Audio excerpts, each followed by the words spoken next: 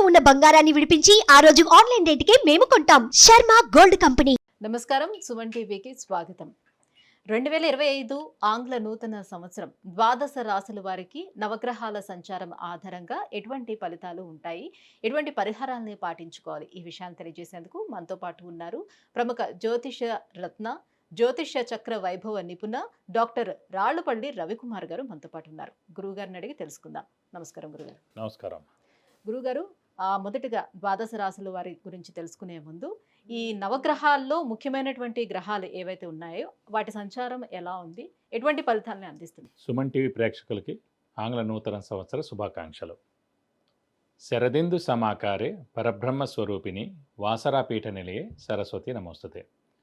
ఇది మనం new year గురించే చెప్పుకుంటాం. న్యూ ఇయర్ అంటే మనకి జనవరి 1, 2025 నుంచి డిసెంబర్ దాకా అనుకోండి. సో ఇదేం ఉగాది ఫలితాలు కాదండి. సో ప్రేక్షకులు మీరు కూడా తెలుసుకోండి, ఎందుకంటే మనకి ఉగాది వచ్చేది ఇంకా చాలా టైం ఉంది, మనకి ఏప్రిల్ నుంచి అనుకోండి. సో ఉగాది ఫలితాలు మళ్ళీ మనం చెప్పుకుందాం. ఇందాక చాలామంది ప్రేక్షకుల కోరికపై న్యూ ఇయర్గా ఎలా ఉంటుంది ఈ ఏడాది అంతా అనేది చెప్పుకుందాం. మనకి మెయిన్ 4 గ్రహాలండి. ఒకటి గురువు, ఒకటి శని, ఒకటి రాహు, ఒకటి కేతు. మిగతా 5 కూడా గ్రహాలే. చంద్రుడు అనుకోండి ప్రతిరోజు ఒక నక్షత్రం నుంచి ఇంకో నక్షత్రం మారిపోతాడు. సో ప్రతిరోజు మనం చెప్పుకోలేం జాతకం అనేది. సో ప్రతిరోజు నడుస్తున్నందుకు ఈ చంద్రుడు మనం ప్రతిరోజు ఒక పాయింట్ ఏం చెప్పలేం, కొత్తగా పాయింట్ వెంటనే ఇప్పుడు జాబ్ వస్తుంది, వెంటనే పెళ్ళి అవుతుంది, సంతానం కలుగుతుంది, ఇవన్నీ ఒక రోజులో జరిగేవి కాదు. సో అలాగే మనం బుధుడు తీసుకున్న 20 రోజులకి ఒక రాశి నుంచి ఒక రాశి మారుతాడు. అలాగే శుక్రుడు తీసుకుంటే 20 రోజుల నుంచి ఇంకో రాశిలోకి మారుతాడు. కుజుడు తీసుకుంటే 45 రోజులు. అలాగే మనం ముఖ్యంగా శుక్రుడు తీసుకుంటే 20 రోజులు. సో రవి ఒక్కటి నెల రోజులు, కుజుడు 45 రోజులు. ఇవన్నిటితోటి మనం ప్రతి ఏడాదిలో కూడా వచ్చే మేజర్ మార్పులు చెప్పడం చాలా తక్కువ, కష్టం అనమాట. కష్టం ఇన్ ద సెన్స్ అక్యురేట్గా ఏముండదు. ఈ జస్ట్ 20 రోజులు నెలలకి మార్పు మళ్ళీ వెంటనే ఇది జరుగుతుంది, ఇది ఖచ్చితంగా జరుగుతుంది చెప్పడం కన్నా మెయిన్గా మటుకు గురువు, శని, రాహు, కేతు. గురువు సంవత్సర కాలంలో ఒక రాశి నుంచి ఇంకో రాశి మారుతాడు. శని 2.5 సంవత్సరాలకి ఒక రాశి నుంచి ఇంకో రాశిలోకి మారుతారు. రాహుకేతులు ఇద్దరు కూడా ఛాయాగ్రహాలు, ఎప్పుడూ ఆపోజిటే ఉంటారు కాబట్టి వాళ్ళిద్దరు కూడా ఒక రాశి నుంచి ఇంకో రాశి మారడానికి అర్థం పడుతుంది అన్నమాట. వీటిని ఆధారం చేసుకుని చెప్పాలన్నమాట ముఖ్యంగా ఏ విషయం జరిగినా కూడా. కాబట్టి ముఖ్యంగా గురువు వచ్చేసి మనకి 15 మే 2025 నుంచి మనకి ముఖ్యంగా మిథున రాశిలోకి ప్రవేశిస్తున్నాడు. అలాగే శని 30 మార్చ్ 2025 నుంచి మీన రాశిలోకి ప్రవేశిస్తున్నాడు. ఇక రాహుకేతు ఇద్దరు కూడా సేమ్ డేట్ 18 మే 2025 నుంచి మనకి రాహు కుంభరాశిలోకి వస్తాడు. అలాగే కేతు సేమ్ 18 మే 2025 నుంచి సింహరాశిలోకి కేతు వస్తాడు. ముఖ్యంగా మొన్న కూడా చెప్పుకున్నాం మనం, అక్టోబర్ 20 తారీఖు నుంచి కుజుడు నీచలో ఉన్నాడండి. సో ఈ కుజుడు నీచత్వం 21 జనవరి 2025 వరకు ఉంది. అంటే ఈ జనవరి 2025 21 తారీఖు దాకా ఉంది. మళ్ళీ ఇంకొకసారి 3 ఏప్రిల్ 2025 నుంచి 5 జూన్ 2025 వరకు కుజుడు నీచలో ఉంటాడు. సాధారణంగా ఈ కుజుడు మెయిన్గా న్యాచురల్ కెలామిటీస్ కారకుడు, అంటే ఎర్త్క్వేక్. లాస్ట్ టైం మనం ఎందుకో చెప్పుకోలేకపోయాం, ఈ న్యాచురల్ కెలామిటీస్ అనే వర్డ్ వాడడం కానీ చెప్పుకోలేకపోయాం. సో ఎర్త్క్వేక్ కానివ్వండి, మేజర్గా తుఫాన్లు కానివ్వండి, పంచభూతాలు ఏవైతే సృష్టిస్తాయో నీరు ద్వారా కానివ్వండి, భూమి ద్వారా కానివ్వండి, లేకపోతే ఫైర్ అగ్ని ద్వారా కానివ్వండి, సో ఇలాంటి ఈ పంచభూతాలు సాక్షిగా ఏదైనా ప్రళయం సంభవించేందుకు అవకాశం ఉన్నాయి. ఇది కాకుండా కుజుడు మెయిన్గా కారకుడు ఎలక్ట్రికల్ అనుకున్నాం, ఫైర్ ఏదైనా అంటుకోవడం కానీ, సెక్యూరిటీ కూడా కుజుడే అండి. అలాగే సెక్యూరిటీ ల్యాబ్స్ అవ్వడం కానీ, షార్ట్ సర్క్యూట్ అవ్వడం కానివ్వండి, మెయిన్గా వెహికల్ యాక్సిడెంట్స్, అలాగే ఫ్యాక్టరీలో పనిచేసే వాళ్ళు వర్కర్స్ ఉంటారు, ఇండస్ట్రీలో పనిచేసే వర్కర్స్ ఉంటారు, అక్కడైనా పేరడం కానీ లేదంటే అంటుపోవడం కానీ. ఇదే కాకుండా ఈ ఎన్కౌంటర్స్ ఇవన్నీ కూడా జరుగుతుంటాయి. ఇలాంటి చోట్ల కూడా అనవసరంగా మన పోలీసులు కూడా కొంతమంది చనిపోవడం జరుగుతుంది, అలాగే ఆర్మీ వాళ్ళు కూడా కొంతమంది చనిపోవడం జరుగుతుంది. కాబట్టి మనకి జూన్ 5వ తారీఖు దాకా ఇలాంటివన్నీ ఉన్నాయండి. ఏప్రిల్ నుంచి జూన్, ఏప్రిల్ ముఖ్యంగా ఏంటంటే జనవరి 21వ తారీఖు దాకా ఉంది. ఆల్రెడీ మనకి 21 అక్టోబర్ నుంచి స్టార్ట్ అయింది 2024 నుంచి జనవరి 21, 2025 వరకు ఉంది. ఇది కాకుండా 3 ఏప్రిల్ 2025 నుంచి 5 జూన్ 2025 వరకు కూడా కుజుడు నీచలో ఉంటాడు. మళ్ళీ ఈ దాటిపోతే ఇంకా ఎలాంటి ఇబ్బందులు ఉన్నమాట. ఇవ్వండి ముఖ్యంగా మెయిన్గా రాహు, కేతు, గురు, శని మనకి ఎక్కడెక్కడ సంచరిస్తారో మెయిన్గా ఈ 2025 సంవత్సరంలో ఇలా ఉంటుంది. గురుగారు, కర్కాటక రాశి వారికి ఈ 2025 ఆంగ్ల సంవత్సరం వీళ్ళకి ఏ గ్రహాలు అనుకూలంగా ఉన్నాయి, ఏ గ్రహాలు ప్రతికూలంగా ఉన్నాయి, ఎలాంటి పరిహారాలను పాటించుకోవాలి? తప్పకుండా అమ్మా. కర్కాటక రాశి అనగానే మనకి పునర్వసు 4వ పాదం, పుష్యమి 1, 2, 3, 4 పాదాలు, ఆశ్లేష 1, 2, 3, 4 పాదాలు. ఈ నక్షత్రాల సమూహం మనకి కర్కాటక రాశిలోకి వస్తుంది. సో వీరికి మటు ప్రస్తుతం అంటే ఈ సంవత్సరం చెప్పుకుంటే కనుక గురుబలం వీళ్ళకి కూడా దేవుడిదల 15th మే దాకా ఉంది. అష్టమ శని ఏమో 30th మార్చ్ దాకా ఉంది. కాబట్టి వీళ్ళకి అత్యుత్తమ టైం ఇప్పుడే అనమాట. అష్టమ శని నడుస్తున్నా గురుబలం చాలా బాగుంది కాబట్టి 15th మే లోపల Hmm. చాలా కష్టపడి వాళ్ళు అనుకున్న పనులన్నీ సాధిస్తే చాలా మంచిది. ఎందుకంటే తర్వాత గురుబలం తగ్గుతుంది కాబట్టి ప్రతి పని ఆలస్యంగా అవడం, స్లోగా అవడం, ఎంతకీ జరగకపోవడం.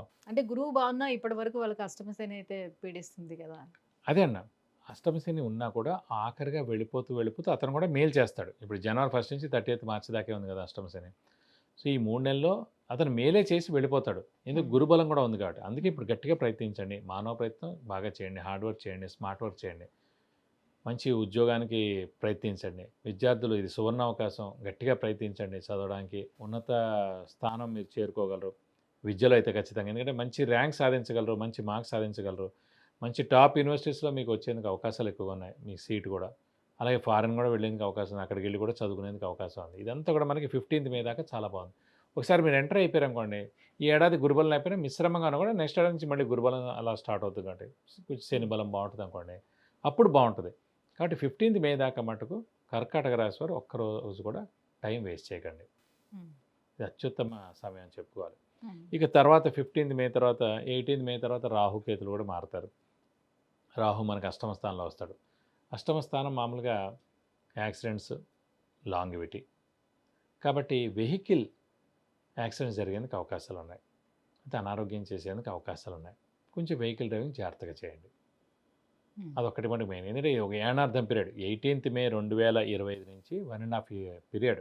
ఇంకా నవంబర్ 2027 వరకు అష్టమంలో రాహు ఉంటాడు. కుజుడు కూడా కర్కాటకంలోనే నీచంలో కుజుడు మాలుగా ఉన్నాడు. నీచలో ఉన్నాడు. ఇది కాకుండా కర్కాటక రాశికి యోగకారకుడు కుజుడయ్యాడు కాబట్టి ప్రస్తుతం 5/6/2025 వరకు కూడా నీచలో ఉంటాడు మనకి ఏప్రిల్ 3వ తారీఖు నుంచి. కాబట్టి కొంచెం వెహికల్ డ్రైవింగ్ జాగ్రత్తగా చేయడం, కొంచెం హెల్త్ వైజ్ జాగ్రత్తగా చూడడం, ఇలాంటివి చూసుకోవాలి. ఎందుకంటే ఈ అష్టమంలో రాహు కూడా మనకి ఏనార్థం ఉంటాడు. సో దాని ఇంపాక్ట్ కూడా ఉంటుంది. కాబట్టి కొంచెం జాగ్రత్తగా ఉండడం ఉత్తమం. కాబట్టి మే లోపల మటుకు మీరు అనుకున్న పనులన్నీ కూడా తప్పకుండా Finish నెరవేర్చుకోండి, సాధించండి, ఒక ప్రణాళిక పెట్టుకోండి. ఇంకా మనకి ఒక 5 months టైం ఉంది. సో అయితే ఆరోగ్యపరంగా ఎలా ఉండబోతుంది ఈ 2025 సంవత్సరం? ఆరోగ్యపరంగా కొంచెం మిశ్రమంగా ఉంటుందని చెప్పుకోవాలి. ఎందుకంటే ముఖ్యంగా ద్వితీయ స్థానంలో కేతు ఉండడం, అష్టమ స్థానంలో రాహు ఉండడం, అలాగే ప్రస్తుతం ఈ అష్టమ శని కూడా మనకి ఈ 30th మార్చ్ దాకా ఉంది కాబట్టి కొంచెం ఆరోగ్య విషయం మటుకు మిశ్రమంగా ఉంటుందని చెప్పుకోవాలి. ఇంట్లో చిన్నపిల్లలు కానివ్వండి, పెద్దవాళ్ళు కానివ్వండి, అలాగే మీ ఆరోగ్యం అయినా కూడా కొంచెం జాగ్రత్తగా చూసుకుంటే మంచిది. చిన్న చిన్న అనారోగ్యాలు ఉంటాయి, పెద్దవి మేజరు సర్జరీలు ఇలాంటివి ఉండవండి. పెద్ద అనారోగ్యాలు అయితే ఉండవు, చిన్న అనారోగ్యాలే ఉంటాయి.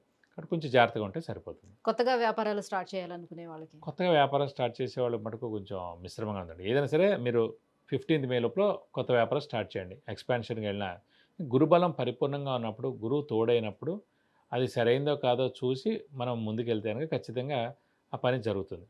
15th మే తర్వాత మనకి వ్యయ స్థానంలో గురువు వచ్చేస్తాడు, గురుబలం తక్కువగా ఉంటుంది కాబట్టి ఏ పని చేసినా కూడా నష్టం చేకూరేందుకు అవకాశాలు ఉన్నాయి. కాబట్టి ఫస్ట్ చేసే పని ముహూర్తం అంటారు అందు గురించి. సో ముహూర్తం అనేది మనకి గురువు బలం చాలా ఉన్నప్పుడు 15th మే లోపల చేసుకోండి. ఫారెన్ కి వెళ్ళాలి అని అనుకునే వాళ్ళకి, ఫారెన్ వెళ్ళే కూడా ఇది ఉద్యోగస్తులు సరైన కానీ సమయం. విద్యార్థులు. ఫారెన్ వెళ్ళే వాళ్ళకి, అలాగే విద్యార్థులు ఉన్నత చదువు కోసం ఫారెన్ వెళ్ళినా కూడా, ఉద్యోగస్తులు ఫారెన్ వెళ్ళినా కూడా ఖచ్చితంగా ఇది సరైన సమయం. ఏడాది ఖచ్చితంగా వెళ్తారు.